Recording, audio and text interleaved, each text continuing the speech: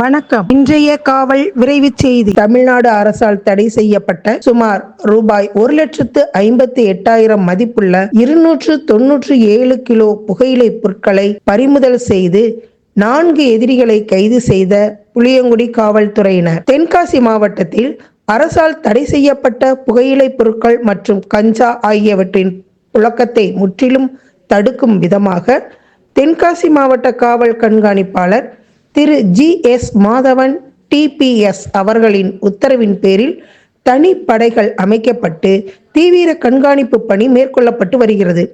இன்று புளியங்குடி காவல் நிலைய எல்லைக்குட்பட்ட சிந்தாமணி பகுதியில் காவல் ஆய்வாளர் திரு ஷியாம் சுந்தர் அவர்கள் தலைமையிலான காவல்துறையினர் வாகன தணிக்கையில் ஈடுபட்டு கொண்டிருந்த போது சந்தேகப்படும் விதமாக வந்த வாகனத்தை நிறுத்தி சோதனை செய்ததில் சட்டவிரோதமாக விற்பனைக்காக தடை செய்யப்பட்ட புகையிலை பொருட்களை கடத்தி வந்த குஜராத்தை சேர்ந்த டித்து மற்றும் ராஜஸ்தானை சேர்ந்த பீரு ஷாஹா ஆகியோரை கைது செய்து விசாரணை மேற்கொண்டதில் பெங்களூரு மாநிலத்தில் இருந்து கடையநல்லூரை சேர்ந்த குருசாமி மற்றும் ஆவுடையாள்புரத்தை சேர்ந்த காளிராஜ் ஆகியோரிடம் விற்பனை செய்வதற்காக கொண்டு வந்திருப்பது தெரிய வந்தது. இது தொடர்பாக மேற்படி 4 நபர்கள் மீதும் புளியங்குடி காவல் நிலையத்தில் வழக்கு பதிவு செய்து நீதிமன்ற காவலுக்கு உட்படுத்தப்பட்டனர். மேலும் அவர்களிடமிருந்து 297 கிலோ எடை கொண்ட ரூபாய் 1,58,000 மதிப்பிலான